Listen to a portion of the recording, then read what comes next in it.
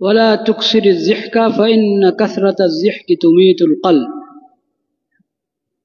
হাদিসটি মুসনাদে আহমদ, সুনানে ইবনে মাজাহ সহ হাদিসের অনেক কিতাবে আছে, তিরমিজি শরীফও আছে। প্রথম অংশতে আমরা আলোচনা করেছি ইত্তাকিল মাহারিমা তাকুন আ'বাদান নাস। যত কিছু হারাম ও সব কিছু থেকে বেঁচে থাকো, দূরে থাকো। হারাম কথা, হারাম কাজ, হারাম চিন্তা, হারাম বিশ্বাস, যত কিছু আল্লাহ হারাম করেছেন, যা কিছু আল্লাহ হারাম করেছেন, যত অবৈধ অন্যায়, এসব কিছু থেকে দূরে থাকো, বেঁচে থাকো। তাকুন আ'বাদান নাস, তাহলে তুমি সবচেয়ে বড় আবেদ হবে, আল্লাহর সবচেয়ে বড় ইবাদত গুজার বান্দা হবে তুমি।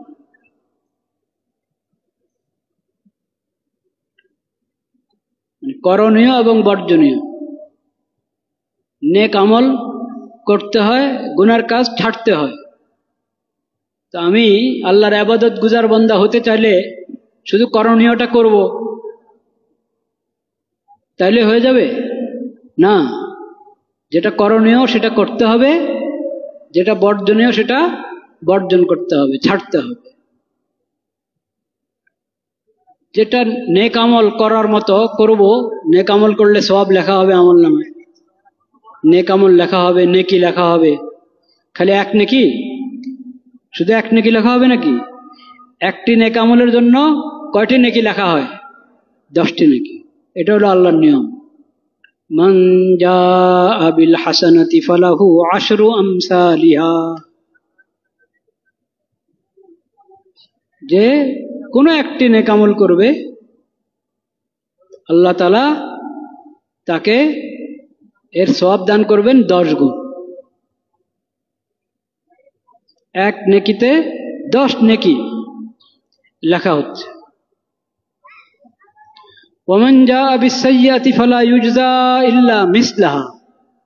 আর যে গুনাহ করবে সেটা এক গুনাই লেখা হবে।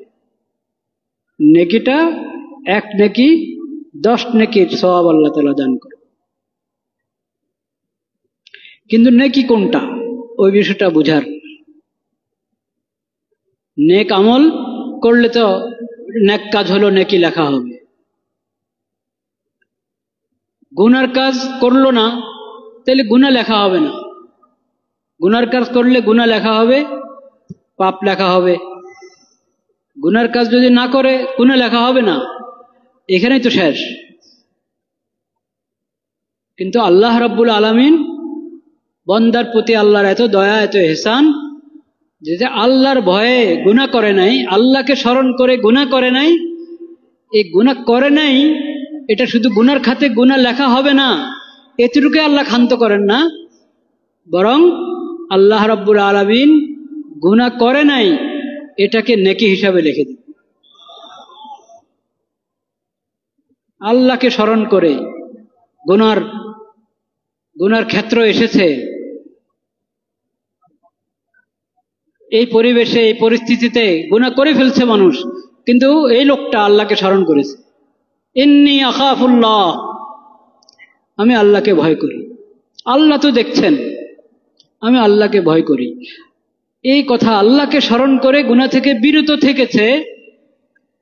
আল্লাহকে স্মরণ করে গুনাহ থেকে বিরত থাকার কারণে আল্লাহ তাআলা তার নেকির আমলনামার মধ্যে এটা লিখে দিচ্ছেন যে আমাকে স্মরণ করে গুনাহ করে নাই, এটা নেকি।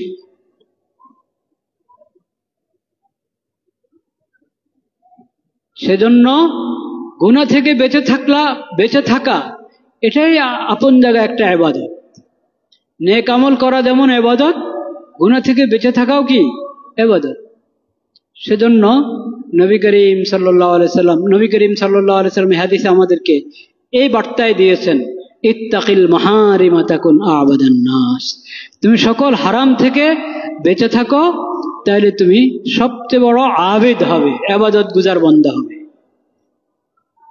এই জন্য শুধু নফল নামাজ বেশি পড়লাম, নেক আমল বেশি করলাম, শুধু এতে আবেদ হওয়া যায় না। আবেদ হইতে হলে ইবাদত যেমন বেশি করতে হয়, গুনার কাজও কি করতে হয়? ছাড়তে হয়। তাকওয়ার জিন্দেগি অবলম্বন করতে হয়। তাকওয়া অবলম্বন করা জরুরি। দ্বিতীয় উপদেশ নবী করিম সাল্লাল্লাহু আলাইহি সাল্লামের এই হাদিসের মধ্যে, ওয়ারযা বিমা কাসামাল্লাহু লাক তাকুন আগনান নাস। আল্লাহ তোমার কিসমতে যা রেখেছেন,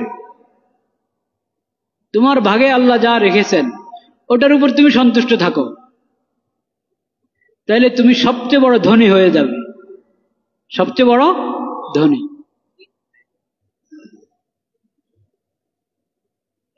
আল্লাহ আমার কিসমতে যা রেখেছেন, যা আল্লাহ দিয়েছেন, বাস এটার মধ্যে আমি সন্তুষ্ট থাকি। এই শিক্ষা গ্রহণ করতে হবে এবং এটার প্রশিক্ষণ নিতে হবে।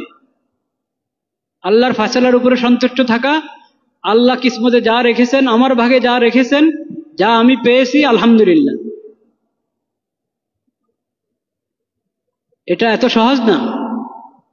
এটার জন্য ফিকির করতে হয়, মেহনত করতে হয়, আল্লাহর কাছে চাইতে হয় যে আল্লাহ এই তৌফিক আমাকে দান করেন, আমাকে এই তৌফিক দান করেন, আমি যাতে আপনার ফায়সালার উপরে সন্তুষ্ট থাকতে পারি এবং আপনি যা আমার কিসমতে রেখেছেন ওটার উপর আমি, ওটা পেয়ে আমি খুশ, আমি সন্তুষ্ট, আমি সৌভাগ্যবান। খালি আফসোস করতে থাকা, খালি আফসোস করতে থাকা যে আমার এই নাই, এই নাই, এই নাই। নাইয়ের তালিকা, নাইয়ের তালিকার তো শেষ আছে নাকি? আপনি যদি কি নাই এটা যদি আপনি লিখতে থাকেন, বলতে থাকেন, এটাই সারাদিন আলোচনা করতে থাকেন, তো ওই তালিকার তো কোনো শেষ নেই। দুনিয়ার সবচেয়ে বড় ধনাঢ্য ব্যক্তি, সেও যদি নাইয়ের তালিকাতে যায় তো শেষ আছে নাকি নাইয়ের তালিকা? নাইয়ের তালিকার কোনো শেষ নেই। কখনো এটা দেখতে নাই জাগতিক বিষয়, দুনিয়ার বিষয় আমার কি নাই ওই তালিকার দিকে তাকাবেন না কখনো। কি আছে ওই তালিকার দিকে তাকান। কি আছে, আল্লাহ কি দান করেছেন। যে সবচেয়ে বড় ফকির, সবচেয়ে বেশি অভাবী, সে যদি তালিকা করা শুরু করে তার কি আছে, তাইলে কয় পৃষ্ঠা লাগবে লিখতে? হ্যাঁ, বলে তো কয়েক ভলিউম হয়ে যাবে। একবারে অভাবী ব্যক্তি সে যদি শুরু করে তার কি আছে, আল্লাহ তাকে কি দান করেছেন, সেটা কয়েক ভলিউম হবে। কিন্তু ভাবতে তো হবে, আমরা তো ভাবতে জানি না। আল্লাহ চোখের নেয়ামত দান করেছেন, যে অন্ধ না। অন্ধ মানুষের সংখ্যা বেশি না দৃষ্টিশক্তি আছে এমন মানুষের সংখ্যা বেশি? তো দেখেন, চিন্তা করেন, এটার কথাই চিন্তা করেন। কানে শুনে এমন মানুষের সংখ্যা বেশি না শুনে না এমন মানুষের সংখ্যা বেশি? তো এখন আমি যদি এটা চিন্তা করি, আমার কান সচল, চোখ সচল, আমার দেমাগ সচল, ব্রেন সচল, আমার হার্ট কাজ করে, কিডনি কাজ করে, এরকম আপনি আপনার 3.5 হাত বডির মধ্যে চিন্তা করা শুরু করেন। 3.5 হাত বডির মধ্যে যদি চিন্তা করি তাহলে তালিকা করতে পারবো আমি? সম্ভব না তালিকা করা।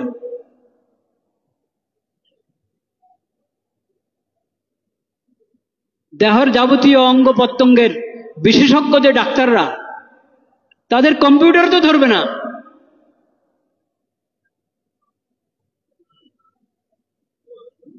কিন্তু এগুলোকে আমরা নেয়ামত মনে করি না। সবারই তো চোখ আছে, সবারই তো কান আছে, এটা তো স্বাভাবিক। আমি মানুষ হিসেবে তো এগুলো থাকবেই। পুরা আমার 3.5 হাত বডির মধ্যে আল্লাহর যত নেয়ামত আছে, লাখো নেয়ামত, সব এক কথায় শেষ। এগুলো তো স্বাভাবিক বিষয়। তা আমি শুকরগুজার বান্দা হওয়া সম্ভব? কখনো সম্ভব না। আমি ফকিরে থাকবো।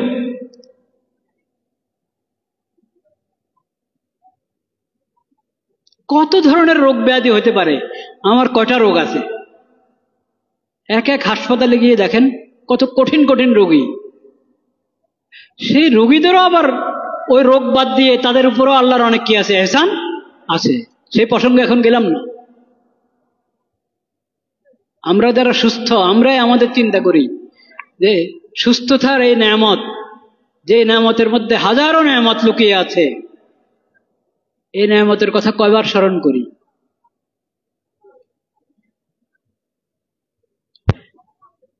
তো কখনো অভাব অনটনের তালিকা না করি ভাই, কি আছে, কি আল্লাহ দিয়েছেন ওটার দিকে তাকাই, তাইলে আল্লাহ শুকর আদায় করা সম্ভব হবে এবং আমি সন্তুষ্ট থাকতে পারবো, ভালো থাকতে পারবো। নতুবা সবচেয়ে বড় ধনাঢ্য হলো আমি অভাবী হব যদি নাইয়ের তালিকা করতে থাকি। কি নাই ওটার তালিকা যদি বানাইতে থাকি দিনরাত, তাহলে দুনিয়ার সবচেয়ে বড় ধনাঢ্য হলো আমি কি, অভাবী।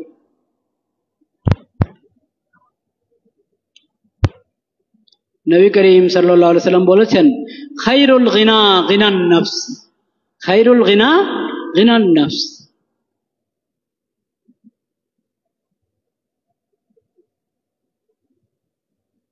আমি দিল থেকে যদি ধনী হতে পারি তো সেটাই হলো আসল ধনী হওয়া।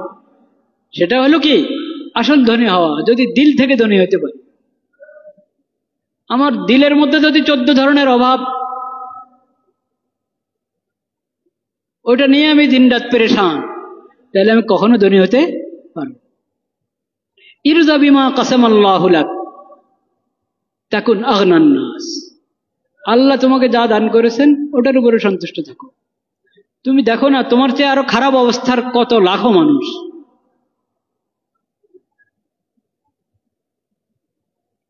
তোমার যতটুকু আছে এতটুক নাই, এরকম লাখো মানুষ, কোটি মানুষ। ওটার দিকে কেন তাকাও না তুমি? তাহলে তুমি দেখবা যে না, আল্লাহ আমাকে দিয়েছেন, আল্লাহ আমাকে দিয়েছেন, তখন তুমি আল্লাহর শুকর আদায় করতে পারবা। এবং তখন তোমার এই মানসিক যে পেরেশানি, অভাব অনটনের কারণে যেই জ্বালাতন, যে যাতনা, ওটা অনুভব করবে না তুমি। ওয়া আহসিন ইলা জারিকা তাকুন মুমিনা। তুমি তোমার প্রতিবেশী, পড়শি, তার সাথে সুন্দর ব্যবহার করো, উত্তম ব্যবহার করো, তাইলে তুমি মুমিন হতে পারবে, তাহলে তুমি মুমিন হতে পারবে। ওয়া আহিব্বা লিন-নাসি মা তুহিব্বু লিনাফসিক তাকুন মুসলিমান।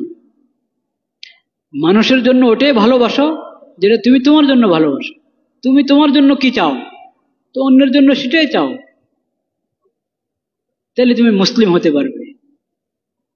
এই দুটা উপদেশের মধ্যে নবী করিম সাল্লাল্লাহু আলাইহি সাল্লাম আমাদেরকে সতর্ক করলেন। তুমি মুমিন হওয়ার জন্য যেমন ঈমান মজবুত হইতে হবে, তোমার আকীদা বিশ্বাস মজবুত হইতে হবে, ইসলামী আকীদাগুলো মনে প্রাণে বিশ্বাস করতে হবে। ঠিক মুমিন হতে হলে তোমাকে আল্লাহর বান্দাদের হক আদায় করতে হবে। মুসলিম হতে হলে তোমাকে যেমন ইসলামের যে 5টি স্তম্ভ এবং ইসলামের যে ফরজগুলো আদায় করতে হবে, নামাজ, রোজা, হজ, যাকাত, কালিমা, এই মৌলিক ইসলামের এই 5টি স্তম্ভ এবং আরো যা ফরজ আছে ওগুলো যেমন আদায় করতে হবে, আল্লাহর বান্দাদের বিষয়ে আল্লাহ যে হক তোমার উপর আরোপ করেছেন সে হকগুলো আদায় করতে হবে যদি তুমি কি চাও, মুসলিম হতে চাও। দুটো বার্তার মধ্যে প্রথম বার্তায় বললেন মানুষ, তোমার প্রতিবেশীর প্রতি তুমি কি সদাচরণ করো, তার খেয়াল রাখো। লাইসাল মুমিনু বিল্লাযী ইয়াশবাউ ওয়া জারুহু জায়।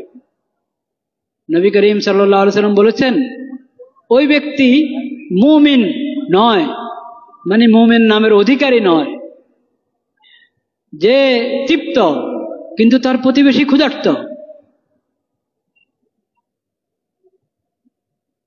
আমি 2 বেলা 3 বেলা খেয়ে তৃপ্ত, আমার কোনো অভাব নেই, কিন্তু আমার প্রতিবেশীর খোঁজ নিলাম না, তার অসুস্থতা, একটু পাশে দাঁড়ানো দরকার, খোঁজ খবর নেওয়া দরকার, ডাক্তারের কাছে নেওয়ার কারণে তাহলে একটু নিয়ে যাই, ওষুধ এনে দেওয়ার কারণে একটু এনে দিই, বা আর্থিক সংকট আছে একটু কিছু হাদিয়া দিই।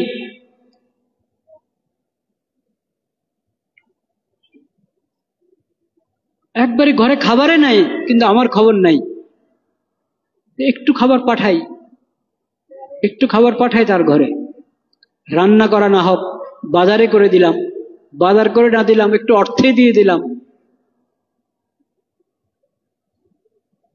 প্রতিবেশীর হক, এই ব্যাপারে আমাদের অনেক অবহেলা, বিশেষ করে ঢাকা শহরে অবহেলা। কেন জানেন? ঢাকা শহরে বেশিরভাগ তো ফ্ল্যাট বাড়ি। একটা টাওয়ারে কতগুলো করে এক এক ফ্লোরে কতগুলো ফ্ল্যাট থাকে, কতগুলো বাসা।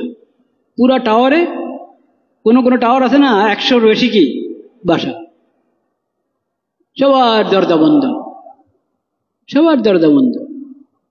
ওই সিঁড়িতে আসতে যাইতে যদি দেখা হলো হলো, আর না হয় কেউ কারো বাসা যাওয়ার কোনো সূত্র নাই। যদি আত্মীয়তার সম্পর্ক থাকে দাওয়াত দিল, আসলো, বা বন্ধুত্বের সম্পর্ক আছে গেল, মানে প্রতিবেশী হিসাবে, অন্য কোনো সম্পর্ক নাই। প্রতিবেশী কাকে বলে? প্রতিবেশী হলো, কারণ কোরআন কারিমে আল্লাহ রাব্বুল আলামিন আলাদা করে বলেছেন, ওয়াল জারি দিল কুরবা, ওয়াল জারি, হ্যাঁ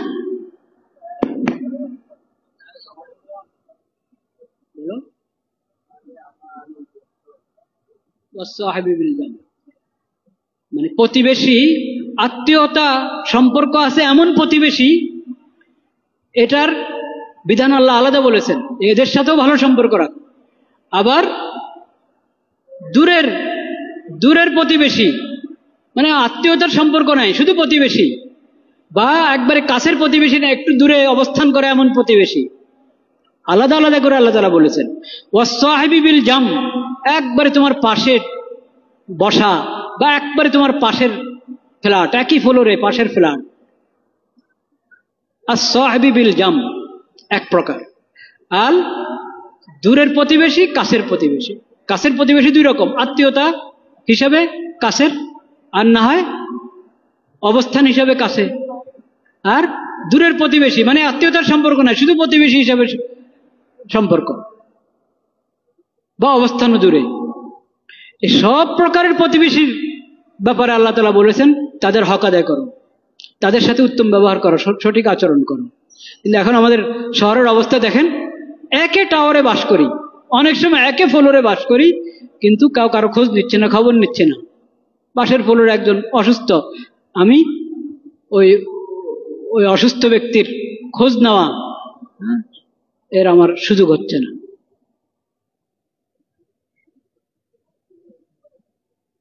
এমনি তো অসুস্থ ব্যক্তি প্রতিবেশী না, অসুস্থ ব্যক্তি তো যে কোনো অসুস্থ ব্যক্তিরই আমি সন্ধান পেলাম, খবর পেলাম, আমার সামর্থ্যে থাকলে তার খোঁজ খবর নেওয়া, তার সেবা যত্ন নেওয়া, এটা আমার দায়িত্ব। বিশেষ করে যদি জানি যে এ এমন রোগী যার খবর নেওয়ার কাউ নাই, যার পাশে দাঁড়ানোর কাউ নাই, তখন তো একবারই জরুরি হয়ে যায়।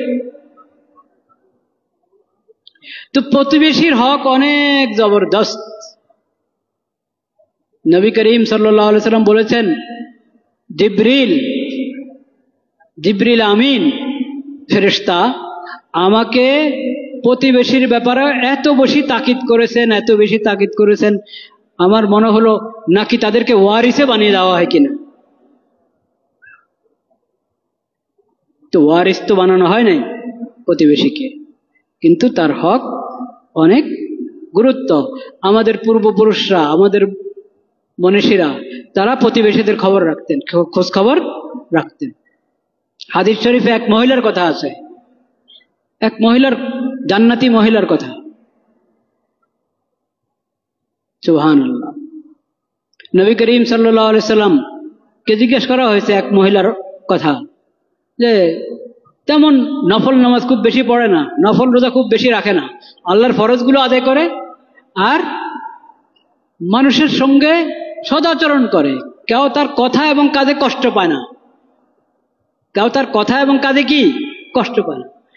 আর তেমন সদকা খায়রাতি করতে পারে না, তো কোনো কিছু রান্না করলে ঝোল একটু বাড়িয়ে দেয়, ঝোল একটু কি বাড়িয়ে দেয়, যাতে আশেপাশের ঘরে একটু একটু পাঠাতে পারে। নবী করিম সাল্লাল্লাহু আলাইহি ওয়াসাল্লাম বলেছেন, হিয়া ফিল জান্নাহ, এই মহিলা জান্নাতি মহিলা, হিয়া ফিল জান্নাহ, এই জান্নাতি মহিলা। আরেকজনের কথা বলা হয়েছে, খুব নফল পড়ে, খুব নফল পড়ে, রোজা, নফল নামাজ, সদকা খায়রাত, অনেক নেক আমল করে, কিন্তু মানুষকে কথায় কাজে কষ্ট দেয়, খোঁচা মেরে মেরে কথা বলে, গাইল করে করে কথা বলে, তার আচরণে মানুষ কষ্ট পায়। নবী করিম সাল্লাল্লাহু আলাইহি ওয়াসাল্লাম বলেছেন, হিয়া ফিন নার, এই জাহান্নামী।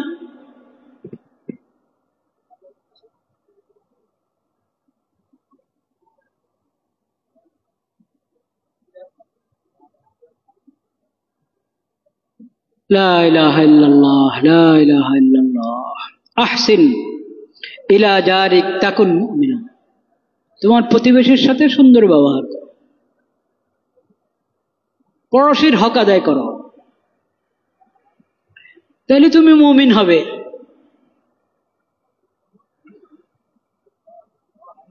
শুধু ঈমান এনেছ, ঈমান এনেছ, এরপরে খামোশ, বাস ভেবেছ যে আকীদাগুলো ঠিক করলেই মুমিন উপাধির তুমি যোগ্য হয়ে যাবে। না, আকীদা তো ঠিক করতে হবে। আকীদা ঠিক করা ছাড়া দুনিয়ার সব নেক আমল কোনো কাজে আসবে না, কোনো কাজে আসবে না। ওর তো 1 নম্বর আকীদা, বিশ্বাস, ইসলামী আকীদাগুলো যথাযথ বোঝা, অনুধাবন করা এবং মনে প্রাণে বিশ্বাস করা।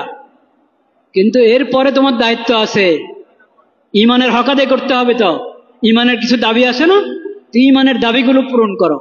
ঈমানের একটা দাবি হলো প্রতিবেশীর হক আদায় করো, তাহলে তুমি মুমিন নামের যোগ্য হবে। ওয়া আহিব্বা লিন-নাস মা তুহিব্বু লিনাফসিক তাকুন মুসলিমান। ইসলাম কিসের নাম? রোজা, যাকাত, হজ, নামাজ, 1 নম্বরে নামাজ, কালিমা, এসব বড় বড় ফরজ আদায় করতে হয় মুসলিমকে। আল্লাহ বলছেন এগুলো তো আল্লাহর হক, এই ফরজগুলো তুমি যেমন আদায় করতে হবে, আল্লাহর বন্দাদের সাথে সম্পৃক্ত, আল্লাহর মাখলুকের সাথে সম্পৃক্ত আল্লাহ যে সমস্ত বিধান তোমাকে দিয়েছেন সেগুলো পালন করো, তাহলে তুমি মুসলিম নামের অধিকার হবে। ওগুলোর মধ্যে একটা কি, অন্যের জন্য, নিজের জন্য যেটা তুমি ভালোবাসো, অন্যের জন্য সেটা কি করবে? ভালোবাসো। নিজের জন্য যেটা ভালোবাসো না, পছন্দ করো না, এটা অন্যের জন্য কি করবে না? ভালোবাসো। কাউকে কিছু দান করতে চাচ্ছ, তো একবারে তালাশ করে সবচেয়ে নিম্নমানের যেটা তোমার কাছে আছে সেটা দান করবা? হ্যাঁ, তোমাকে যদি কেউ এরকম হাদিয়া দেওয়ার সময় হাদিয়া দেয়, তোমার কাছে কেমন লাগবে? আর কিছু খুঁজে পায় নাই, আর কিছু খুঁজে পায় নাই, রাস্তা থেকে উঠে নিয়ে আসছে। হ্যাঁ, তা আরেকজনকে দেওয়ার সময় তুমি তো এটা পছন্দ করবে না যে তোমার সঙ্গে এমন আচরণ করা হোক। তুমি সফরে গিয়েছো, তোমার ছেলেটা অসুস্থ হয়েছে, তোমার প্রতিবেশী খোঁজ নেয় নাই, তুমি কষ্ট পাবে না? কষ্ট পাবে। তাহলে তুমি তার সাথে কি আচরণ করবা? সে সফরে গিয়েছে, তার ছেলেটা অসুস্থ, তুমিও খোঁজ নিলা না, তো কেমন হলো? তুমি নিজের জন্য যেমন আচরণ পছন্দ করো, আরেকজনের সাথে সে আচরণ করো। নিজের জন্য যে কল্যাণ কামনা করো, আরেকজনের জন্য সে কল্যাণ কামনা করো। নিজের জন্য যে ক্ষতিটা, যে অকল্যাণ, যে ক্ষতি তুমি চাও না, আরেকজনের জন্য সেটা কিভাবে কামনা করবো? আরেকজনের যাতে এই পেরেশানি না হয়, এই মুসিবত না হয়, সেটা তুমি কামনা করো। নিজের জন্য যেটা অপছন্দ, অন্যের জন্য সেটা অপছন্দ। নিজের জন্য যেটা পছন্দ, অন্যের জন্য সেটা পছন্দ। এটা হলো ঈমানের দাবি, ইসলামের দাবি। তো নবী করিম সাল্লাল্লাহু আলাইহি ওয়াসাল্লাম বলছেন, তুমি ইসলামের মধ্যে যে ফরজগুলো আল্লাহর হকের সাথে সম্পৃক্ত, ওগুলো যেমন আদায় করছো, বন্দার হকের সাথে সম্পৃক্ত যে ফরজগুলো, এই ফরজগুলো আদায় করো, তাহলে তোমার ইসলাম পুরো হবে, তখন তুমি মুসলিম নামের অধিকারী হবে। ওই হাদিস তো আপনারা সবাই জানেন, শুনেছেন। আল মুসলিম মান সালিম আল মুসলিমুনা মিন লিসানিহি ওয়া ইয়াদিহি। মুসলিমকে, প্রকৃত মুসলিম ওই ব্যক্তি যার হাত থেকে এবং জবান থেকে মানুষ নিরাপদে থাকে, সে মুসলিম। ওয়ালা তুকসিরিজ যিহকা ফাইন্না কাসরাতা যিহকি তুমিতুল কলব। এই হাদিসের শেষ উপদেশ, ওয়ালা তুকসিরিজ যিহকা ফাইন্না কাসরাতা যিহকি তুমিতুল কলব। বেশি হাসবে না, বেশি হাসবে না। খালি হাসি তামাশার মজলিস, কোথাও আড্ডা জমলে বাস হাসি ঠাট্টা, ঘন্টাকে ঘন্টা চলে যায়। ঘরে মজলিস জমে, দোকানে মজলিস জমে, আড্ডার তো এখন কত জায়গায় আছে, আড্ডার জন্য একত্র হয়ে যায়, আড্ডা মারতে হয়। আড্ডা মারার জন্য একত্র হয় না মানুষ।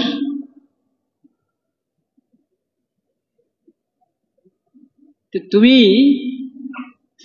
যদি এরকম মজলিস জমাও আর সেখানে খালি হাসি তামাশাই করতে থাকো, হাসতেই থাকো,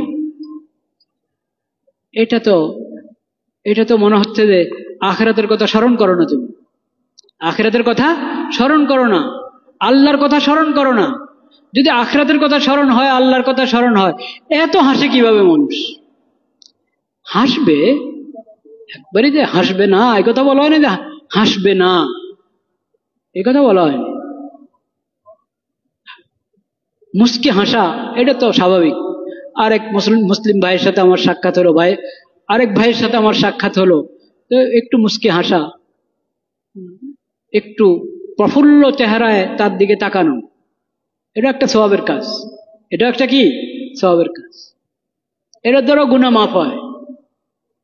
এই সওয়াবের কাজও নেকি হিসাবে আমলনামায় লেখা হয়। পরিচিত মানুষ, কিন্তু সালাম দিলেন, উত্তরও নিলাম কিরকম, না উত্তর, সালামের উত্তর নেওয়া। আজকাল আমাদের সালাম দিতেও বড় বখিলি, সালামের উত্তর দিতেও কি বখিলি। সালাম দেয় এমন ভাবে, আসসালামু আলাইকুম, আসসালামু আলাইকুম তো সালাম হলো না, আসসালামু আলাইকুম স্পষ্ট করে দিবেন সালাম। এবং এই পরিমাণ আওয়াজ যাতে হয় যে উনি স্পষ্টভাবে শুনে। কেউ আছে তার সালাম মুখের দিকে যদি তাকায়া থাকেন আপনি, তো বুঝবেন যে ঠোঁট নড়েছে, হয়তো সালামে দিয়েছে। এটা সালাম দেওয়া হয় না। একবারে অনেক জোরে দিবেন তা না, কিন্তু এই পরিমাণ আওয়াজ হইতে হবে যে ওই সামনে যাকে আপনি সালাম দিচ্ছেন সে স্বাভাবিকভাবে সুন্দর মতো শুনে সালামটা। ঠিক উত্তরের ক্ষেত্রেও খালি চোখের ইশারায় উত্তর দিয়ে দিবেন, হাতের ইশারায় উত্তর দিয়ে দিবেন না। আল্লাহ আপনাকে বাকশক্তি দান করেছেন, আপনি কেন হাতের ইশারায় উত্তর দিবেন? হাতের ইশারায় উত্তর দিবে যার বাকশক্তি নাই সে। আপনি জবানে উত্তর দেন, হাতের ইশারা করলেন, ওটা কোনো হাতের ইশারা জবাবের অংশ না, এটা অনেকের অভ্যাস হয়ে গেছে করে। ওয়ালাইকুম আসসালাম, কমপক্ষে এতটুকু ওয়ালাইকুম আসসালাম। আরেকটু বাড়ায় বললে আরো ভালো, ওয়ালাইকুম আসসালাম ওয়া রাহমাতুল্লাহি ওয়া বারাকাতুহু। আর না কমপক্ষে ওয়ালাইকুম আসসালাম এতটুকু বলি। সালাম দেওয়া সুন্নত, উত্তর দেওয়া ওয়াজিব। তো দিলেও আমি শুনে দিলাম না, উত্তর দিলেও খালি ঠোঁট নাড়ালাম আর ইশারা করলাম, এটা সহি কথা না। আর যাকে চিনি তাকে সালাম দি, যাকে চিনি না তাকে সালাম দি না, এটা ভুল।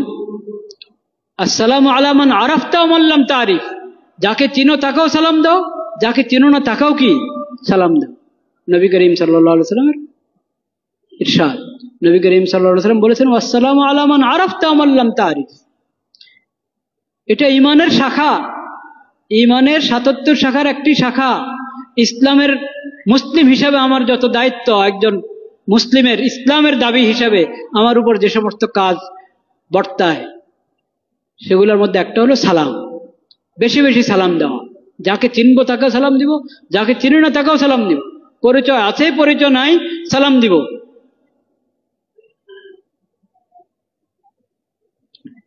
আর আগে আগে সালাম দেওয়ার চেষ্টা করো। আল বাদিউ বিসসালাম বারিউম মিনাল কিবর, আগে আগে সালাম দেওয়ার চেষ্টা করো, সালামের অপেক্ষায় থাকবো না। যদিও সাধারণত ছোটরা বড়কে সালাম করবে, ছোট আগে আগে আগে সালাম দেওয়ার চেষ্টা করবে। সে যদি এত দেরি করে সালাম দিতে, যে মুরব্বী নিজেই সালাম দিয়ে দিচ্ছেন, তো এটা কেমন হবে? কিন্তু মুরব্বীর মেজাজ এটা থাকতে হবে যে আমাকে সে সালাম দিল না দিলে আমি অবশ্যই কি দিব, সালাম দেব।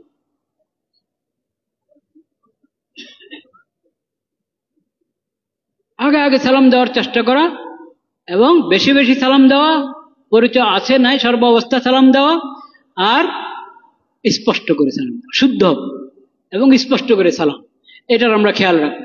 সালামের কথাটা এসেছে কোথায়, কি জন্য আসলো? লা ইলাহা ইল্লাল্লাহ। আচ্ছা, যাই হোক, তো সালাম এটা ওই যে বললাম না যে ইমানের শাখা নিয়ে আমরা আলোচনা করবো ইনশাআল্লাহ। আল্লাহ কি কি ফরজ করেছেন, আল্লাহ কি কি হারাম করেছেন, ধারাবাহিক আল্লাহ যদি তৌফিক দেন আস্তে আস্তে আলোচনা হবে ইনশাআল্লাহ, শুরু হবে। এই হাদিসটা যেহেতু গত মজলিসে এসেছিল, গত জুমায়, সেজন্য এটা শেষ করলাম। শেষ কথা বলেছেন নবী করিম সাল্লাল্লাহু আলাইহি সাল্লাম, বেশি হাসবেন, বেশি হাসবেন। কারণ যদি অনেক বেশি হাসতে থাকো তাহলে তোমার অন্তর মরে যাবে, অন্তর মরে যাবে। হাসলা কিন্তু সাথেই তোমার মনে আসতে হবে, আরে এখন তো হাসছি, আমার কবরের জিন্দেগি কেমন হবে, ওটা কি ওখানে কবরে হাসতে পারবো? তো হাসরের জিন্দেগিটা কেমন হবে, ওখানেও তো হাসতে পারবো না, ওখানে খালি কানতেই হবে? যদি কবরের জিন্দেগি এমন বানাচ্ছি যে কবরে কানতে হয়, হাসরে কানতে হয়, তো আমি তো হাসার কে? এটা তো হাসার অধিকার নাই আমার। কবরের কথা স্মরণ করো, আখিরাতের কথা স্মরণ করো, তাহলে হাসিটা কমবে। অতিরিক্ত হাসা, বিনা প্রয়োজনে হাসা, আরেকটা হলো উপহাস করে, অন্যের উপর উপহাস করে হাসা, ওটা তো হারাম, ওটা তো কি হারাম। আল্লাহ তাআলা আমাদেরকে হেফাজত করেন। ওয়া আখিরু দাওয়ানা আলহামদুলিল্লাহি রাব্বিল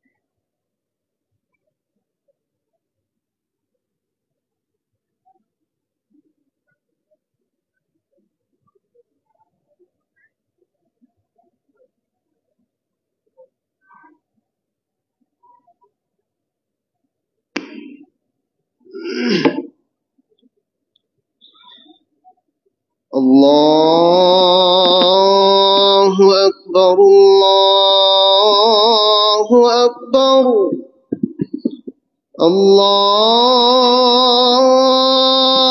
أكبر الله أكبر أشهد أن لا إله إلا الله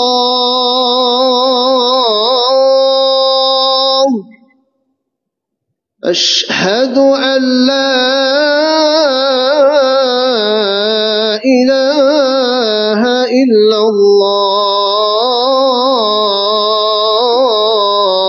الله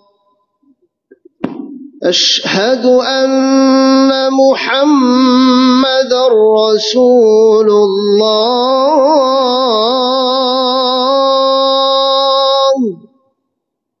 أشهد أن محمدًا رسول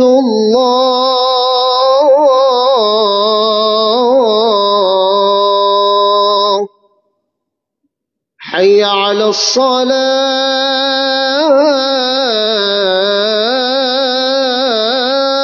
الصلاة حي على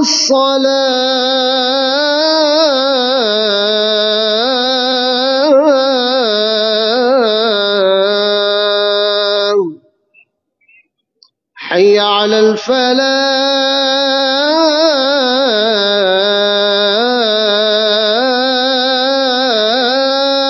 الفلاح حي على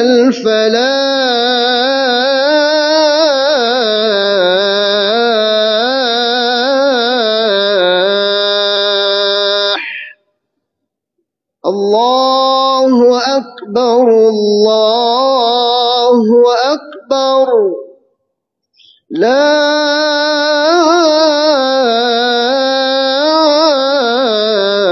إله إلا الله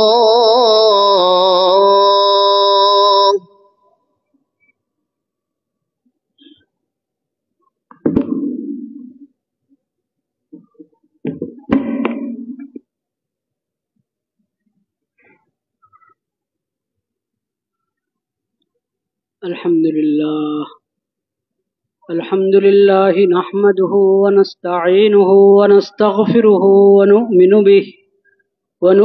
به ونتوكل عليه ونعوذ بالله من شرور أنفسنا ومن سيئات أعمالنا من يهده الله فلا مضل له ومن يضلل فلا هادي له وأشهد أن لا إله إلا الله وحده لا شريك له وأشهد أن محمدا عبده ورسوله اللهم صل على سيدنا ومولانا محمد النبي الأمي وعلى آله وصحبه وسلم تسليما اللهم اجعل صلواتك ورحمتك وبركاتك على سيد المرسلين وإمام المتقين وخاتم النبيين محمد عبدك ورسولك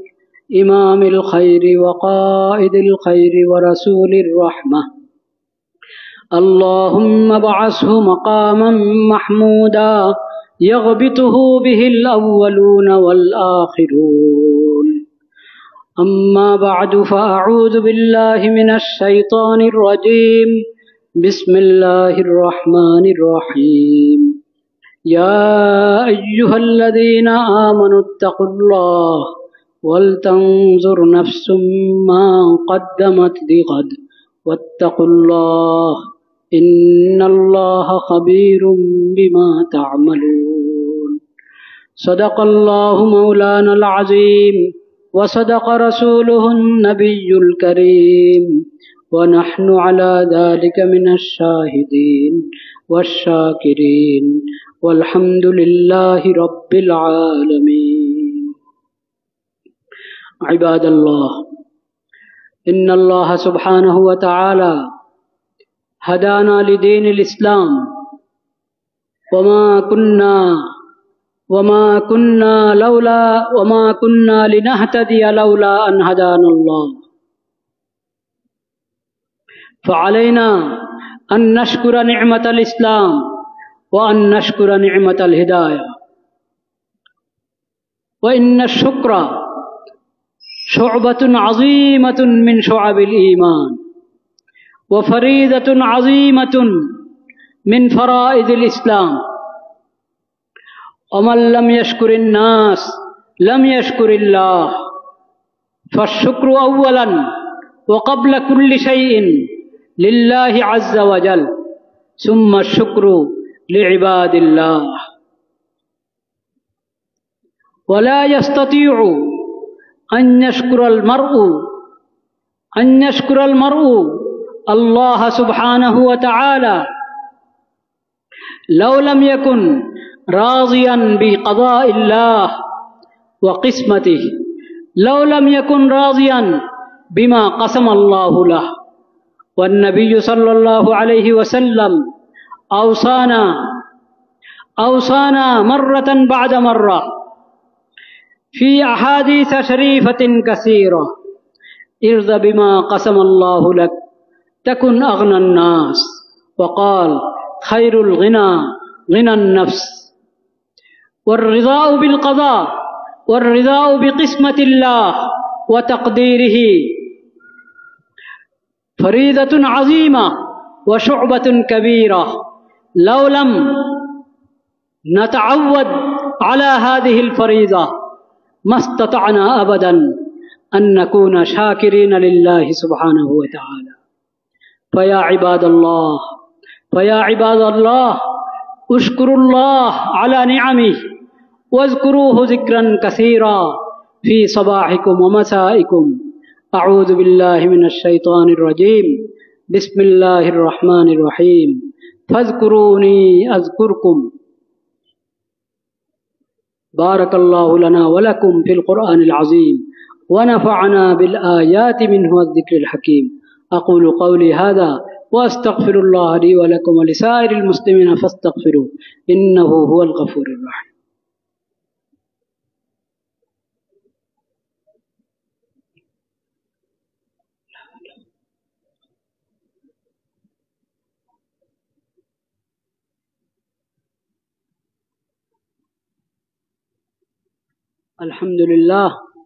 الحمد لله وحده والصلاة والسلام على من لا نبي بعده وأشهد أن لا إله إلا الله وحده لا شريك له وأشهد أن محمدا عبده ورسوله أما بعد فأعوذ بالله من الشيطان الرجيم بسم الله الرحمن الرحيم إن الله وملائكته يصلون على النبي يا أيها الذين آمنوا صلوا عليه وسلموا تسليما اللهم صل على محمد عبدك ورسولك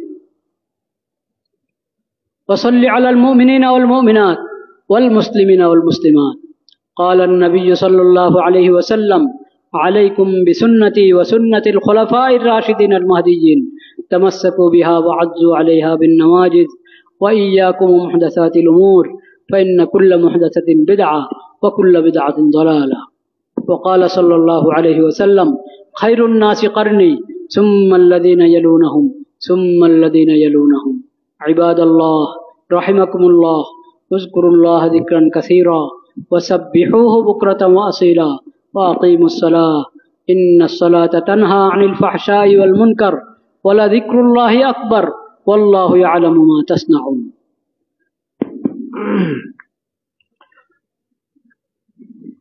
আমরা সকলে দাঁড়িয়ে ডানে বামে দেখে কাতার সোজা করি, সামনের কাতারগুলো আগে পুরা করি, মিশে মিশে দাঁড়াই, মোবাইল ফোন বন্ধ রাখি, যাদের মাল সামানা আছে নিজ দায়িত্বে রাখি, মূল্যবান জিনিসপত্র এদিক সেদিক না রেখে নিজের কাছেই রাখি।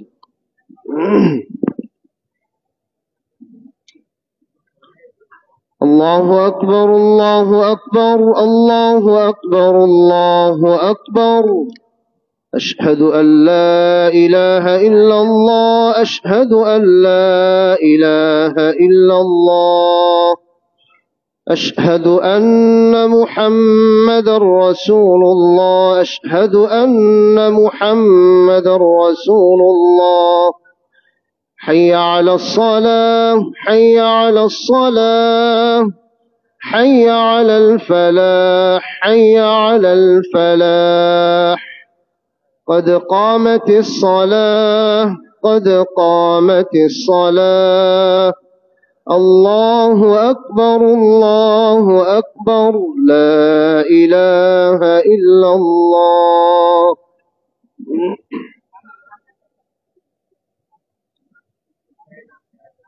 الله أكبر الله أكبر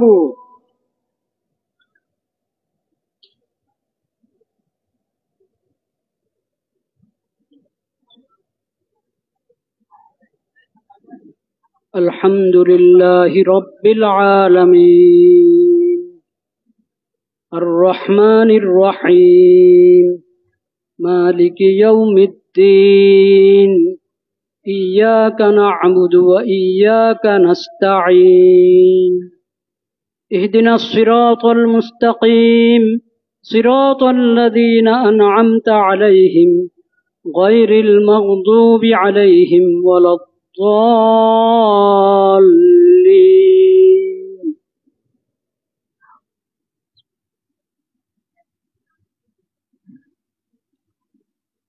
وإذ قال إبراهيم لأبيه آزر أتتخذ أصناما آلهة إني أراك وقومك في ضلال مبين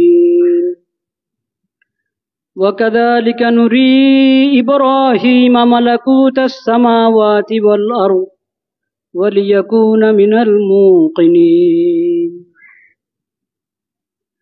فلما جن عليه الليل رأى كوكبا قال هذا ربي فلما أفل قال لا أحب الآفلين فلما رأى القمر بازغا قال هذا ربي فلما أفل قال لئن لم يهدني ربي لأكونن من القوم الضالين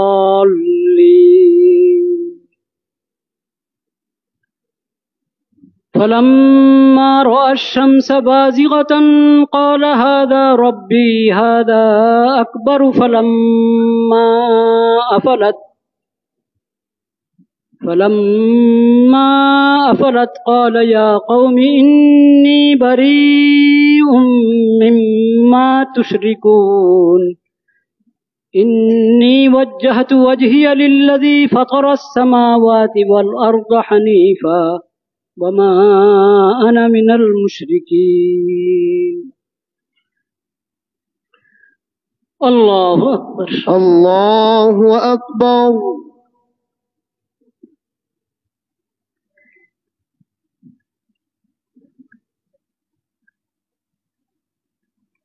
سمع الله لمن حمده ربنا لك الحمد. الله أكبر الله أكبر.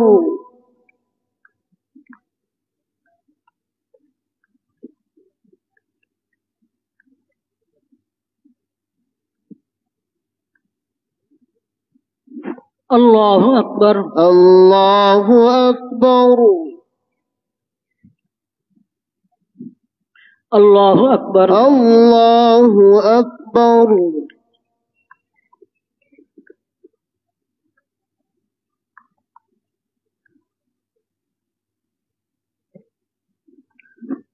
الله أكبر الله أكبر.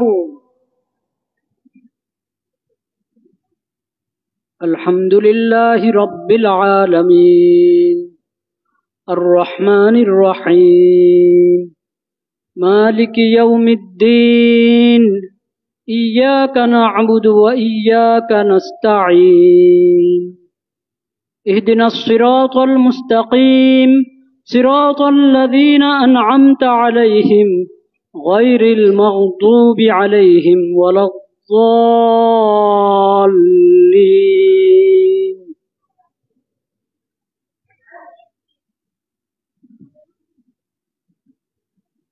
من جاء بالحسنة فله 10 أمثالها ومن جاء بالسيئة فلا يجزى إلا مثلها وهم لا يظلمون قل إنني هداني ربي إلى صراط مستقيم دينا قيما ملة إبراهيم حنيفا وما كان من المشركين قل إن صلاتي ونسكي ومحياي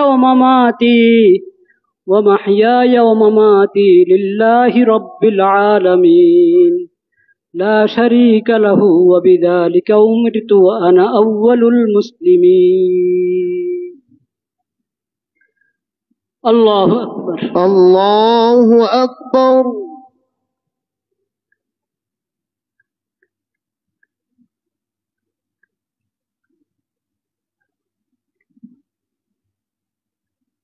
سمع الله لمن حمده ربنا لك الحمد. الله أكبر الله أكبر.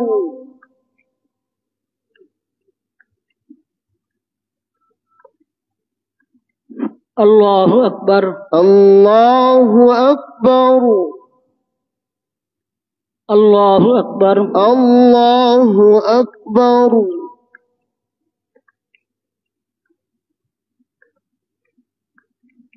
الله أكبر الله أكبر.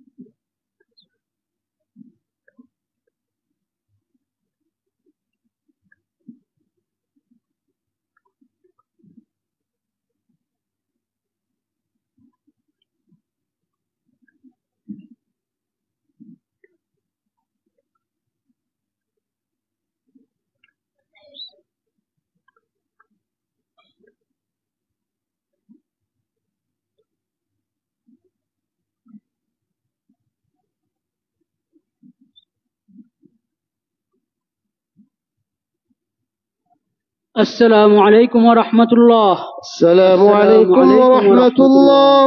السلام عليكم ورحمة الله. الله أكبر. استغفر الله.